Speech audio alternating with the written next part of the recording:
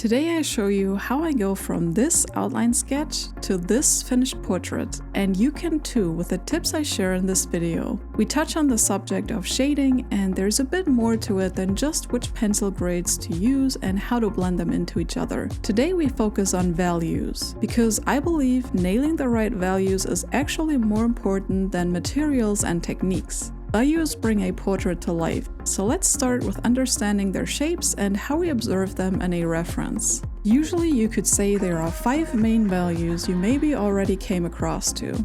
There is the middle tone, the core shadow facing away from the light source, the bounced off light, the cast shadow, which is the darkest value, and the highlight being the lightest value, which can either be the white of the paper or actual white pigment, or just the lightest color value. This is the basic, good knowledge to understand light and shadow, but what we're looking at is the ideal light setup on a very simple subject.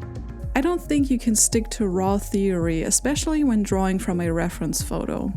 The human face is a very complicated subject to draw, and there are many complex shapes and forms which can throw even more complex shadow. There also may be situations when you don't have the perfect photo with those exact 5 main values. Not everyone has access to the most ideal photographs, and we all take what we can get from the internet. You need to be able to adapt your method and become flexible. And the same goes for values. Sometimes a reference you use may only give you 3 clearly defined values, and that's all you can work with. I will now show you what I do to ensure authentic values for a portrait. So this is my outline sketch right here. It doesn't look like a lot right now, but for me this is honestly the hardest part, and if you want to see how I construct my portrait drawings with accurate proportions, you can check out my tutorials on that. I'll link them in the description. Now we have a few empty guidelines, and we will bring everything to life with the shading. What I'm going to do now is to fill in the whole portrait with the middle tone as a base layer. I like to do this with graphite powder because it's soft and subtle, but you can also just use your pencil and blend everything. This base gives me the advantage of working in both ways, addition and subtraction. I can add darker values on top and also lighten up the value by erasing. Alternatively, if you don't want to do this, you then have to leave out the highlights and the light parts of the portrait.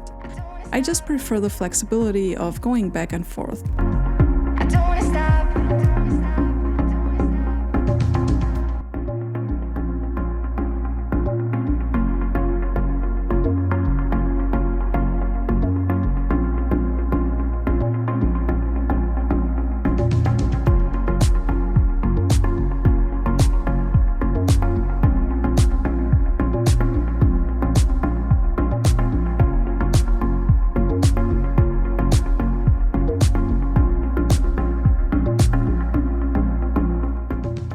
Now I have a base layer of graphite. I know it doesn't look pretty right now, but trust the process and believe in building up values.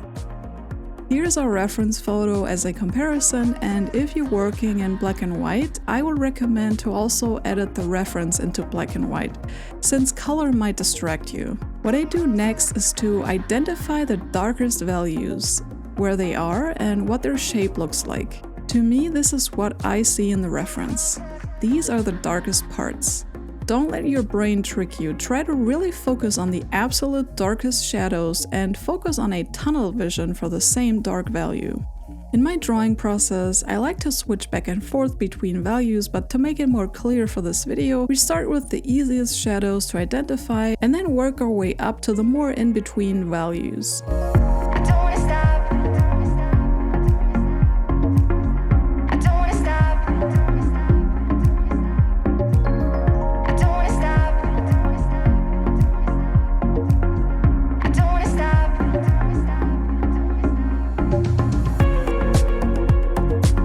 Come closer.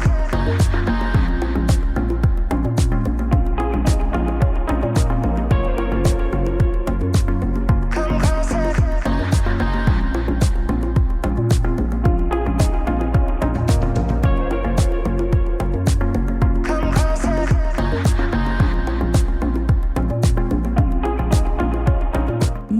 to the next value category, which is in between the middle tone and the dark shadow, I will once again emphasize the importance of recognizing shapes. My method is to give all the same values shapes and to combine and group shadow areas. Try to not get lost in details, maybe even squint your eyes and generalize areas with the same value. When you squint your eyes, you basically blur the image and by that reduce it to only the most necessary information, and it blends out unimportant details. A good example is the shadow on her cheek and neck. While yes, there are nuances in these shadows, it's easier to, for now, categorize this whole area as one value, and then later we can define details. By grouping shapes, you can ensure consistency in values, and it is important to ignore edges of facial features. Don't let your brain manipulate you into thinking, I'll give the shadow an edge here because this is where the chin is. This is a way of thinking which took me a long time to unlearn. Shadow shapes don't follow proportions and don't stop at individual features. They are organic and overlapping. And if you did the work before and mapped out good proportions, they will support the foundation you built prior. Just try to learn this way of thinking. It is a very selective way of observing a subject and of what's going on. I can never emphasize enough how important categorized observation is. I talked about this before in my other videos, but think of it as you taking over control of your brain and not letting it dictate an interpretation of what you see. Focus on raw information in the form of shadow shapes. That being said, while I'm working, I try to make sure to reinforce those dark values. Sometimes when you add another value, the original tone can get a bit lost, and it's important to go back and darken those values again. Oh, and if you're wondering how I actually shade with my tools, I will definitely make another video in the future just for that, because I know there's a lot to show and explain there too. Materials are an important factor, but in my opinion, they're not as important as understanding fundamental concepts. I remember when I was way younger and just starting to get more serious with portrait drawings, I focused way too hard on which art supplies I can get to improve my drawings, hoping there's this one secret tool, and if I just use that, everything will turn out great.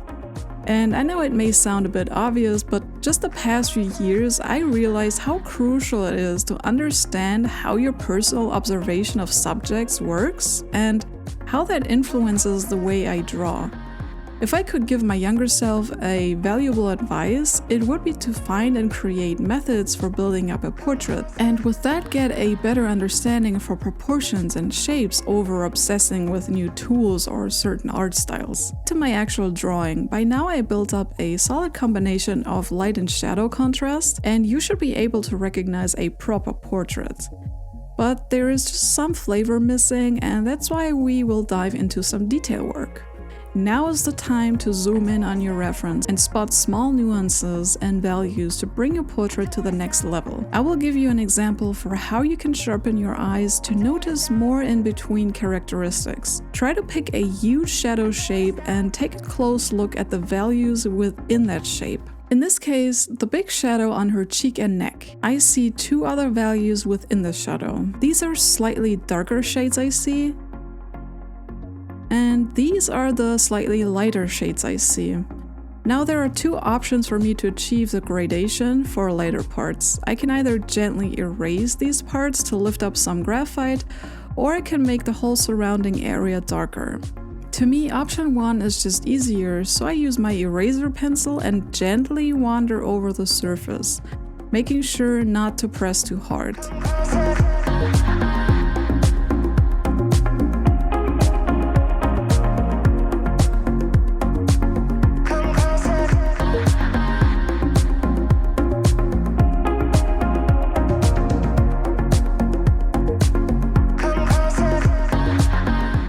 For the darker parts, I can obviously just add more shading on top. I go over my portrait with this mindset of refining details, and there's one more thing I can tell you to pay attention to. Another thing which helped me creating better portraits, including the shading, was to build up awareness of the shadow shape edges.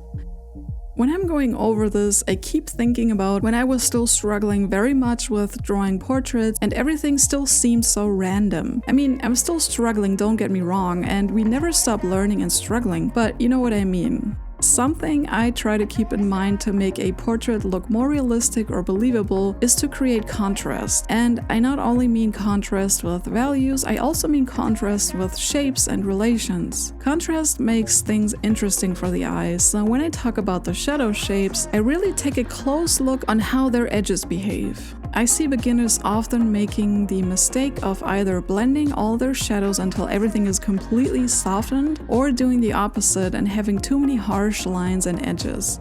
When you sharpen your observation, be honest with yourself and let the information from your eyes pass onto your brain. Don't think, look. Look and acknowledge. Accept the shapes however they are. Have a nice contrast of soft and hard shadow edges. On her face, I see 5 areas with clear edges on her eyes, nose, mouth line, lip shadow, and neck. Those sharp edges to me are giving the portrait a lot of character, so I try to make sure to incorporate these, whereas when you look at her cheek and chin, the shadow transition is quite soft. Once I feel like I'm happy with all the contrasts and values I built up, I can move on to the final detail, the highlights. This is always the icing on the cake for me, so satisfying and fun to do. Since this is a drawing on white paper, I have to use the tone of the paper as the brightest value, and I'm gonna achieve that by erasing from the middle tone. Oftentimes, I also love to draw on toned paper because it gives me the opportunity to create actual white highlights with white charcoal, which really stands out. In this case, it's just gonna be the white of the paper. What I can say about the highlight areas is to not overdo it. Most of the times, the most subtle highlights make a big difference, and overdoing it can even make your portrait look cheaper. Be careful with where and how strong you place highlights is my tip to you. I'm going to show you where I see highlights in the reference right now.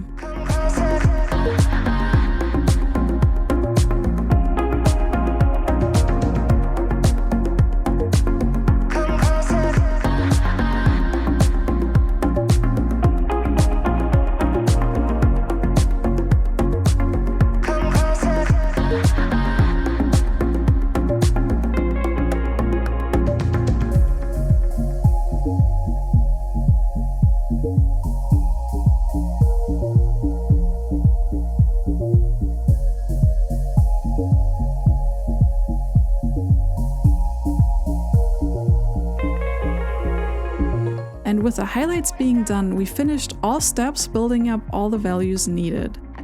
So by breaking down the process into these defined values, you will sharpen your mind to recognize values and their shapes more and more, which will ultimately result in better portrait drawings. I hope you found my tips useful, and let me know if you need further explaining on something. Feel free to leave feedback so I can work on my content in the future, and I hope to see you again soon.